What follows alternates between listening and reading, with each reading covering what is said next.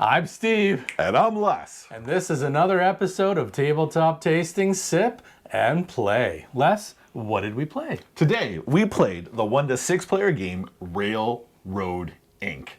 Railroad Inc. is a fantastic little series. It's been out for a number of years, and there's a number of iterations of them. But essentially, at their core, they're all the same. You take 4 dice, you roll them, you get a number of roads and or train tracks on them, and you have to draw paths with these dry erase markers on your board to connect the different entrance or exit points together.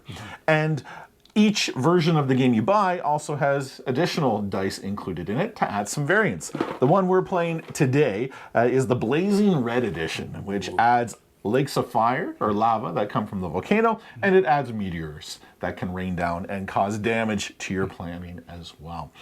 What's nice though is you can play it just with the base game, and if so, they're all the same, or you can use those different variants to change things up. And if you buy the blue edition or any of the other editions as well, you can combine them together and play up to 12 players with this game as well. Cool. I enjoy a good roll and write game. Steve, what did you think of this one? Yeah, I love these games because they're just fun, quick little games. It doesn't take you very long. If you look at our 2 boards, like everyone draws and does something a little bit different. Even though the same 6 dice are rolled and you have to have the same design, everyone's going about it a little bit differently. I like too that you get the added bonuses as well. So you can choose, okay, I'm gonna use my bonus this time of drawing these or this or that. I like it because I love being able to do my own thing. I love it. It's just nice and simple. This is what's rolled. Okay, here's what you got to draw. It's as simple as that. There's not much of a teach to it. It's just, hey, we're going to roll the dice. You draw what's on there. Yeah, it's a great introductory game to get people that don't normally play board games involved in games, because it is really easy. As you mentioned, the teach is very, very quick, so it's simple to pick up on.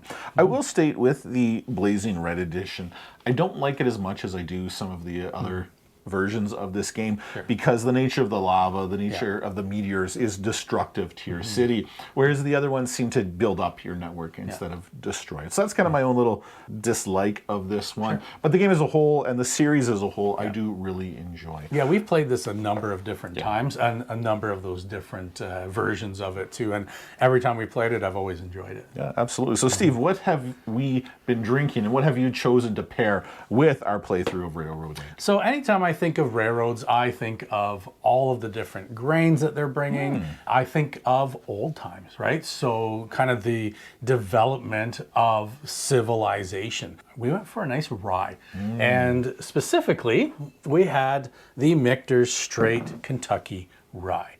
Single barrel. I love a nice rye. I didn't know Kentucky was allowed to make rye. I thought they were they were locked down on the bourbon front there. They are locked down, but they make some other really nice things, some American whiskeys, and a really let's nice top rye. up and yeah, let's do that. Okay, so all the way from Kentucky, let's hear it.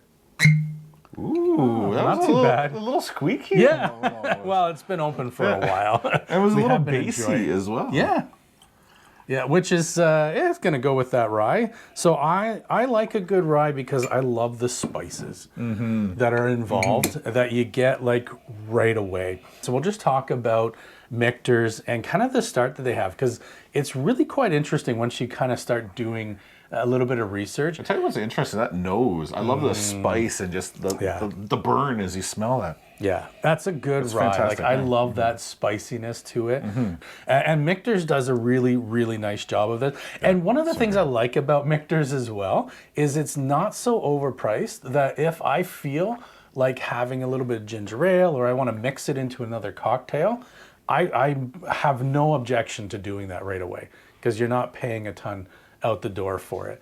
And Michter's is truly on my bucket list of places to go. I've seen lots of videos. You can go and you get to pour your own bottle and all that kind of stuff, so that they've really done it up really nice. But how did they get there? And that's kind of where I go back to the railroad things. By train? Yeah, because they must have originally had trains running through some of these cities. So they say that the name and the recipe that are used are from the first American whiskey company, all the way back in 1754. Wow. Starting up in Schaefferstown, Pennsylvania, by a Swiss Mennonite farmer who used rye to produce whiskey. Now, at that time, it was known as Shank's whiskey, so it didn't have the Michter's name. In fact, the Michter's name didn't come out until the 1950s. When a guy named Lou Foreman branded it Michter's because of his two sons, Michael and Peter. So he put those two names kind of together. That's cool. So it's been owned by lots of different people, that recipe, the name, all the way down. And now it's sitting where it has been since the 90s in Louisville, Kentucky. So if we made our own whiskey, we could call it Leave, or we could call it Stell. And then we would do the same thing. We'll just cut that part out. I'm sure we could come up with a lot better name Sure. Than that. But yeah, so Michter's is definitely on my list of places I want to get to. I really, really enjoy this rye. Again, the spiciness to it, but it's nice and well balanced as well. How would you describe that flavor? What do you get from it? So I get like, it's almost like a bit of oranges to it as well, right? So there's a bit of that fruit, but it's really a citrus fruit to me that I get out of it. And then you get the spices as well.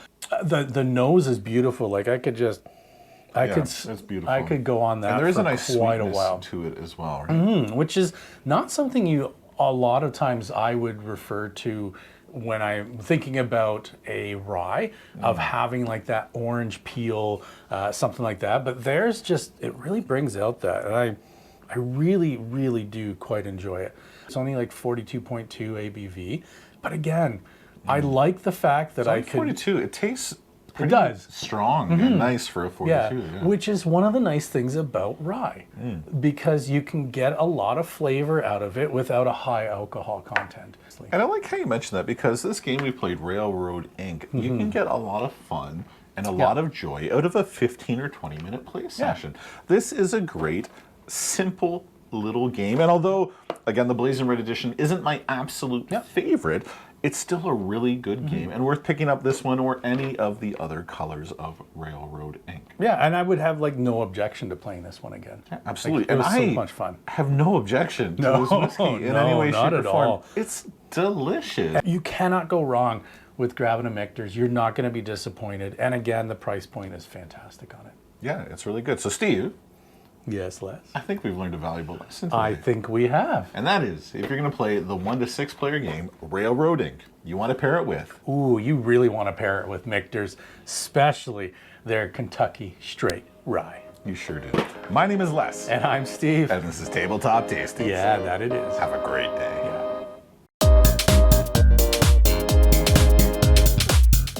I like that. Yeah, it's good stuff. Like, holy crap.